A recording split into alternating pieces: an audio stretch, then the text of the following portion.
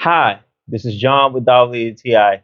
And this little smiley guy that I remember I saw it in a TV show several years ago is actually pretty good. This Scrub Daddy is just like the best sponge that I would ever treat or use in my life. And I'm gonna tell you why. First of all, the dish soap, it just stays in here and it just optimizes the use very good. But it's not only that, you're just actually scrubbing the plates, the pans without actually scratching them. And having the option of this smiley guy here in the middle is just not just to try to make your day better. It's actually good because you can clean forks, you can clean a knife, you can clean a spoon, and you're actually making the great job out of it.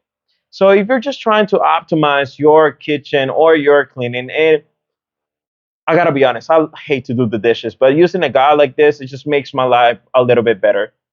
And it's just like a high quality for scrubbing, just cleaning, and reaching to the hard spots most of sponge would not be.